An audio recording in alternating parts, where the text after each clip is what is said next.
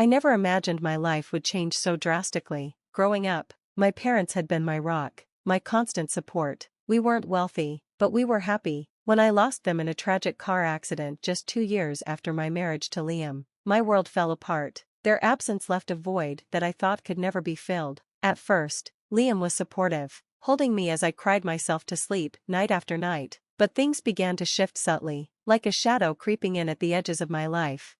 Liam came from a well-off family. His parents, Harold and Marjorie, were influential, wealthy, and, most of all, cold. They had never approved of me. Marjorie once told me at a family gathering, "You're lucky my son sees something in you. Don't forget where you come from." I brushed it off then, thinking it was just her way of asserting dominance, but after my parents' death, her words seemed to echo in every interaction we had. Initially, I moved in with Liam's family temporarily while we searched for a new place. What started as temporary, though, turned into something far more sinister. Marjorie's disdain turned into outright hostility. She assigned me chores around the house as if I were the live-in maid. "If you're staying under this roof, you'll need to pull your weight," she'd say with a saccharine smile that barely masked her contempt.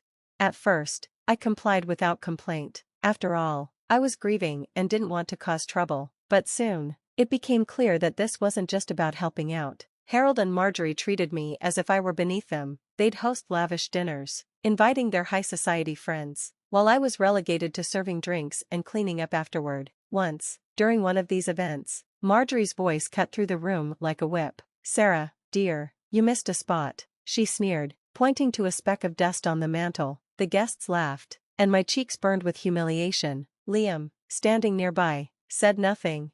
I tried to talk to Liam about it that night. "Your parents treat me like I'm their servant," I said, my voice trembling. He sighed, running a hand through his hair. "They're just old-fashioned. Sarah, don't take it personally. It's their house, after all." "Old-fashioned?" I repeated incredulously. "Liam, they're demeaning me, can't you see that?" "Just let it go," he said, turning away. That was the beginning of the wedge that started to grow between us. One evening, Marjorie's friend, Evelyn, came over for tea. I was in the kitchen, preparing a tray, when I overheard their conversation. "Honestly, Marjorie," Evelyn said, "why does she even stay here? You'd think she'd have some pride."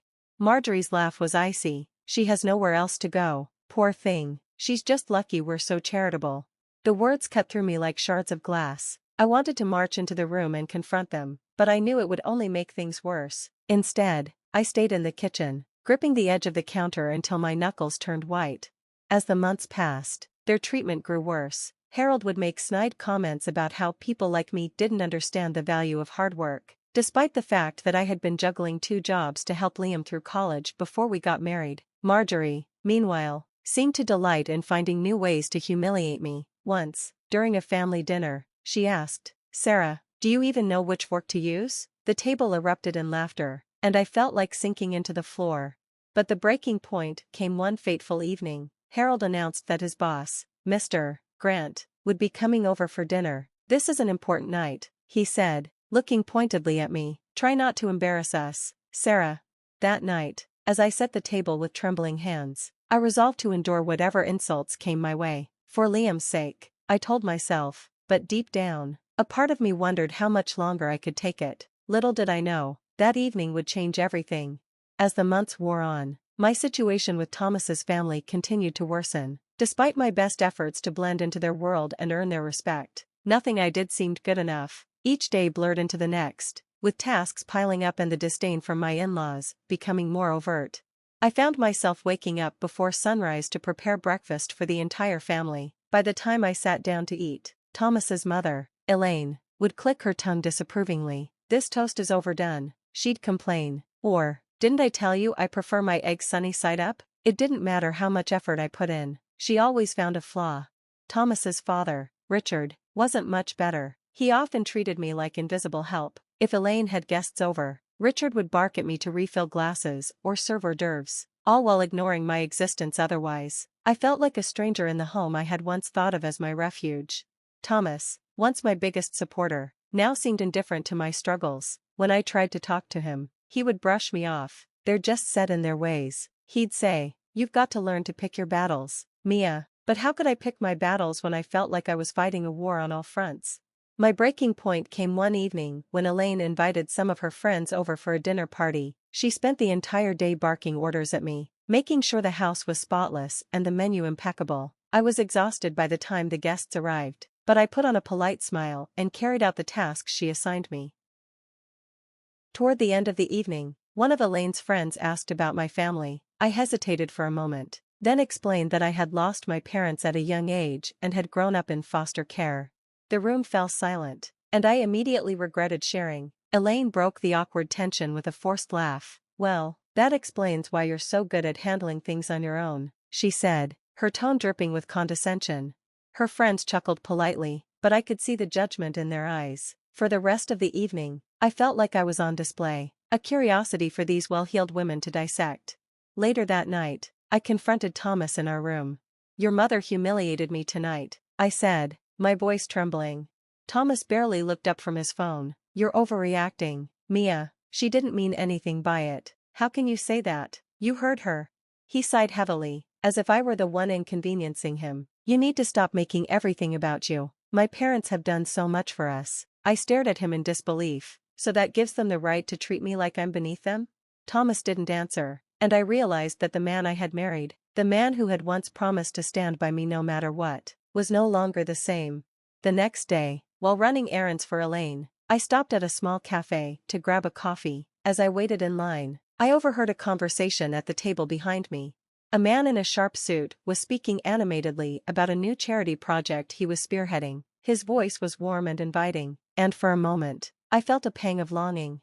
When I turned to glance at him, our eyes met. He smiled, and I quickly looked away, embarrassed. Little did I know, that chance encounter would change the trajectory of my life. That evening, Elaine announced with great fanfare that Richard's boss, Mr. Harrington, would be joining us for dinner the following week. She was in a flurry of excitement, directing preparations like a military general. "This is a big opportunity for your father-in-law," she said. "Don't screw it up, Mia." I wanted to roll my eyes, but I bit my tongue. I knew this dinner would be another test, and I braced myself for whatever was to come. The days leading up to the dinner were grueling. I spent hours cleaning every corner of the house, polishing silverware, and perfecting recipes under Elaine's watchful eye. By the time the evening arrived, I was too tired to even feel nervous. As the guests began to arrive, I tried to stay in the background, serving drinks and making myself as inconspicuous as possible. But when Mr. Harrington walked through the door, my heart stopped. It was the same man I had seen at the cafe. He paused when he saw me, his brow furrowing slightly. "Mia?" Everyone turned to look at me. I froze, unsure of how to respond. "You two know each other?" Richard asked, his tone laced with suspicion. Mr. Harrington's face broke into a smile. "Oh, we go way back, don't we, Mia?" The room buzzed with curiosity, and I could feel Elaine's eyes burning into me. I had no idea how to explain this twist of fate, but one thing was clear: everything was about to change. The moment hung heavy in the air as everyone waited for me to respond. My mind raced, trying to process Mr. Harrington's words. "We did go way back, but not in the way anyone in this room might imagine." "Why, yes," I stammered. "Mr. Harrington knew my parents." Richard's eyes narrowed, clearly suspicious. Elaine, ever the perfectionist host, tried to diffuse the tension with a forced laugh. "Well, what a small world. Please, come in, Mr. Harrington." As dinner progressed, the conversation seemed to center around Mr. Harrington. As everyone fawned over his stories of success, I quietly served dishes, keeping my head down and avoiding his gaze. But every so often, I'd catch him watching me with a curious expression. Finally, as the evening began to wind down, Mr. Harrington asked to speak with me privately. Elaine looked displeased, but she didn't dare argue with someone of his status. We stepped into the hallway, and he turned to me with an incredulous expression. "Mia, is it really you? I can't believe this. How have you been?" Hearing the genuine concern in his voice brought tears to my eyes. "It's been difficult," I admitted. He nodded, his brow furrowing. "After your parents passed, I lost touch with you. I tried to find out where you'd gone, but I ended up in the foster system," I said quietly. His face fell. "I'm so sorry, Mia. Your parents were dear friends of mine. They would be heartbroken to know what you've been through." I didn't know what to say. The flood of memories from my childhood, coupled with the overwhelming kindness in his voice, made me feel a mixture of relief and sorrow. "Mr. Harrington's concern didn't end there. As he prepared to leave, he asked Richard and Elaine if I could see him to his car. They reluctantly agreed, clearly eager to maintain their connection to such an influential figure. As we walked down the driveway, he turned to me and said, "Mia, you don't belong here. They treat you like you're nothing, but I can see that you've grown into a strong, capable woman. Your parents would be proud of you." Tears welled up in my eyes again. No one had spoken to me like this in years. "I don't have anywhere else to go," I said, my voice trembling. He placed a comforting hand on my shoulder. "You have me now. I'll help you get back on your feet, I promise." Over the next few days, Mr. Harrington's words stayed with me. For the first time in years, I felt a glimmer of hope. I began to imagine a life beyond the walls of Thomas's family home, a life where I could reclaim my sense of self-worth. But breaking free wasn't going to be easy. I knew that Elaine and Richard would never let me go without a fight. They saw me as nothing more than a convenient housekeeper, someone who could be easily controlled. That's when Mr. Harrington reached out to me with a plan. One afternoon, while Elaine and Richard were out, I received a call from Mr. Harrington. He told me about a job opening at his company, one that he believed I'd be perfect for. "I know it's a lot to process," he said, "but I want you to think about it. This could be your chance to start fresh." I hesitated. The idea of working for someone as accomplished as Mr. Harrington was both exciting and intimidating, but more than that, I feared how Thomas and his family would react if they found out. "You deserve this, Mia," he added. "Don't let anyone convince you otherwise." That evening, as I tried to muster the courage to tell Thomas about the opportunity, a confrontation erupted.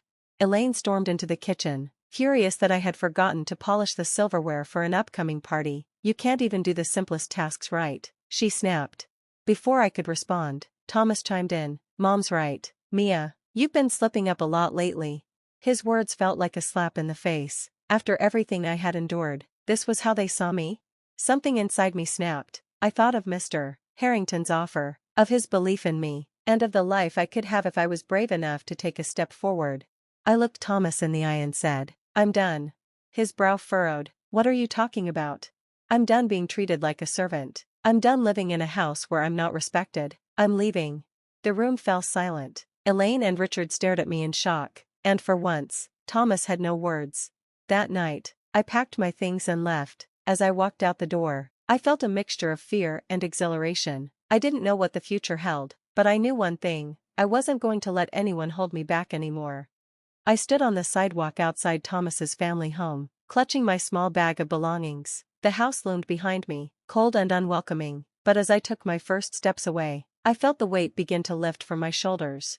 That night, I stayed at a small motel, using the little savings I had managed to squirrel away. I replayed the events of the day in my mind, wondering if I had made the right decision. Doubts crept in, but then I thought of Mr. Harrington's words. "You don't belong there, Mia, you're capable of so much more." I resolved to believe in him and in myself. The next morning, I called Mr. Harrington to let him know I had left. He was relieved and immediately arranged for me to meet him at his office downtown.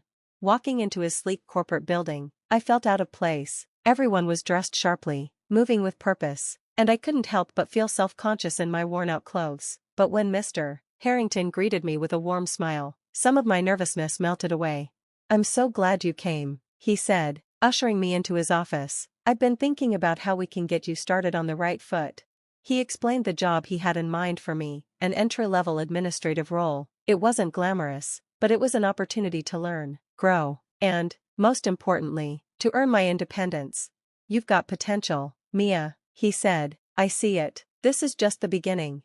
Starting at the company was daunting. I had little experience, and the learning curve was steep. There were moments when I doubted myself, times when I felt overwhelmed by the demands of the job, but every time I wanted to give up, I thought of where I had come from and where I wanted to go. Mr. Harrington became a mentor to me, offering guidance and encouragement whenever I needed it. Slowly but surely, I began to find my footing. I made friends among my colleagues, who were supportive and kind. For the first time in years, I felt like I belonged. As I settled into my new life, I began to confront the pain of my past. Losing my parents had left a hole in my heart, and the years of mistreatment had made me doubt my worth. But through therapy and self-reflection, I started to heal. One evening, I found myself sorting through a box of my parents' old belongings that Mr. Harrington had kept for me. Among the photos and keepsakes was a letter my mother had written to me years ago. It read, "Mia, life will have its challenges, but never forget how strong and capable you are. You have a kind heart, and that will take you far. Always believe in yourself, even when it feels impossible." Reading her words brought tears to my eyes. I realized that, despite everything, I was living the life my parents would have wanted for me, a life of dignity, hope, and possibility. Several months later, I ran into Thomas at a coffee shop. He looked surprised to see me, and, to my astonishment, a little ashamed. "Mia," he said awkwardly, "I've been meaning to reach out." I crossed my arms, unsure of what to say. "Listen, he sighed, running a hand through his hair. "I didn't treat you right. None of us did. I'm sorry." His apology was unexpected, and while part of me wanted to lash out, I chose a different path. "Thank you," I said simply. "I hope you've learned from it." Walking away from him, I felt a sense of closure. I no longer needed validation from Thomas or his family. I had found my own strength. 1 year after leaving Thomas's family, I had built a life I was proud of. I had been promoted at work, moved into a cozy apartment, and even started taking classes to further my education. Mr. Harrington remained a guiding presence in my life, and I was grateful for his kindness, but more than that, I was proud of myself, for taking the leap, for persevering, and for rediscovering my worth. As I sat on my balcony one evening, watching the sunset, I thought about my journey. Life hadn't been easy, but it had taught me resilience. I whispered into the fading light, "Thank you, Mom and Dad. I'm finally living the life you always wanted for me," and for the first time in years, I felt truly at peace.